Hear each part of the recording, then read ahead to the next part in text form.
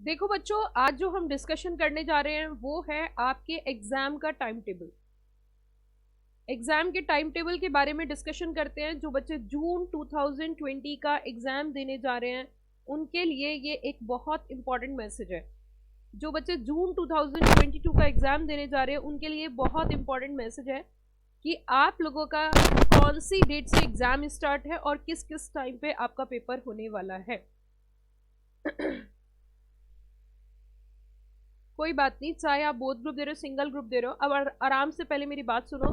जो बच्चे जून 2020 का अटेम्प्ट देने जा रहे हैं, एग्जाम देने जा रहे हैं, उनके लिए अभी मैं आपको बता देती हूँ कि क्या आपका टाइम रहने वाला है और कौन सी तारीख से आपके जून के एग्जाम्स स्टार्ट हो जाएंगे। तो हम एग्जीक्यूटिव की बात करते हैं। और एग्जीक्यूटिव की अगर हम बात करें तो एग्जीक्यूटिव प्रोग्राम में सबसे पहला आपका जो पेपर होता है वो होता है JIGL, जिसे शॉर्टकट में सभी JIGL बोलते हैं, मॉड्यूल 1 का।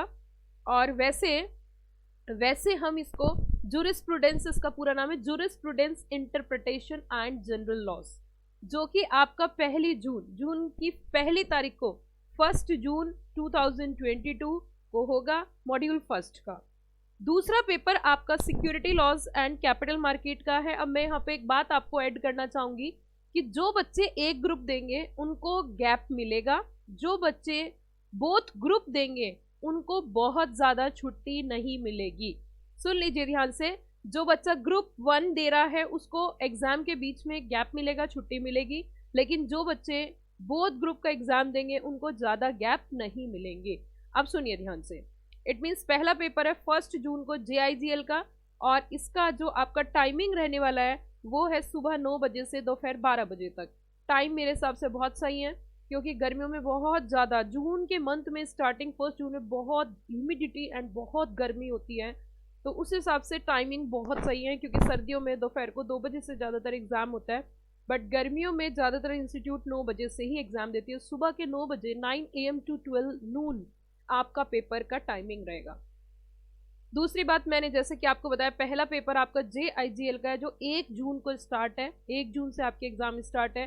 2 जून को आपका security laws and capital market, जो कि ग्रुप 2 या मॉड्यूल 2 आप बोल सकते हो, उसका पेपर है। 3 तारीख को जो ग्रुप 1 वाले बच्चे हैं, जो ग्रुप 1 दे रहे हैं, जो ग्रुप 1 का एग्जाम दे रहे हैं, उनके लिए फिर दूसरा पेपर कंपनी लॉ का है।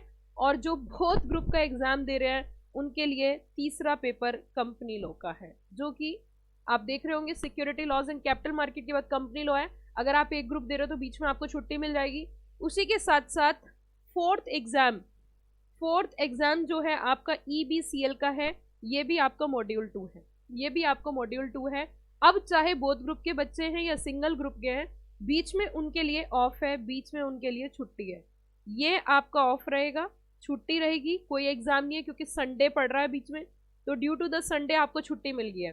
बट अगर आपसे 10 साल पहले की मैं बात करूं तो कोई छुट्टी नहीं होती थी, किसी तरीके का कोई ऑफ नहीं होता था, बैक टू बैक पेपर होते थे। बट आप बड़े खुशनसीब हो कि आपको छुट्टी मिल गई।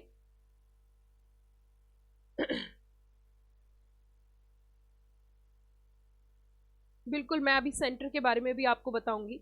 एक एक क्वेरी आ रही है कि मैम एग्जाम जहां रजिस्ट्रेशन कराते वहां होता है, नहीं, एग्जामिनेशन फॉर्म में आपको सिलेक्शन करना होता है कि आप एग्जाम कहाँ देना चाहते हो। बहुत सारी वीडियो मेरी यूट्यूब पे आती रहती हैं। CS जून 2022 की वीडियो अभी आउट हो चुकी है, आप उसे देख सकते हो। उसमें यही बात बताई गई है कि आप एग्जामिनेशन फॉर्म फिल करना ज़रूरी है एग्जाम देने के लिए। आपको उसमें सेंटर का सिलेक्शन करना होगा, आपको उसमें मोड का सिलेक्शन होगा, आपका उसका ग्रुप का सिलेक्शन होगा। तो एक स्पेसिफिक वीडियो है एग्जामिनेशन फॉर्म की, और इस वीडियो के डिस्क्रिप्शन बॉक्स में भी आपको मिल जाएगी, लेकिन मैं आपको बता देती हूँ। उसी के साथ संडे को छुट्टी रहेगी। 6 जून को आपका फिर से पेपर है सेटिंग अप ऑफ बिजनेस का। अब मैं यहाँ पे एक वैल्यू एडिशन करना चाहूंगी, आपको बताना चाहूंगी कि अगर कोई बच्चा सिर्फ एक ग्रुप दे रहा है तो उसको बीच में 2 छुट्टियां मिल जाएंगी सेटिंग अप ऑफ बिजनेस से पहले। सेटिंग अप ऑफ बिजनेस से पहले, setting up of business entities and closure से पहले पहले आपको 2 ऑफ मिल रहे हैं, क्योंकि 4 तारीख को ग्रुप 2 का पेपर है और 5 तारीख को संडे है। तो सेटिंग अप ऑफ बिजनेस में 2 छुट्टियां मिल रही हैं। उसके बाद फिर आपका 7 तारीख को ग्रुप 2, अगेन 7 तारीख को आपका ग्रुप 2 का पेपर है cost corporate and management accounting, जो कि आप सब बच्चे जानते होंगे। ये ऑब्जेक्टिव होता है, ऑब्जेक्टिव होता है, इसमें सब्जेक्टिव नहीं होता है, ये पूरा का पूरा ऑब्जेक्टिव होता है। ठीक है। उसी के साथ साथ नेक्स्ट लास्ट पेपर है ग्रुप 1 का, that is taxation laws, and इसमें भी एक छुट्टी मिलेगी और 9 तारीख को आपके एग्जाम खत्म हो जाएंगे FMSM के साथ। FMSM के साथ आपका पेपर, आपका जो ये एग्जाम है CS का, FMSM के साथ खत्म हो जाएगा बच्चों। It means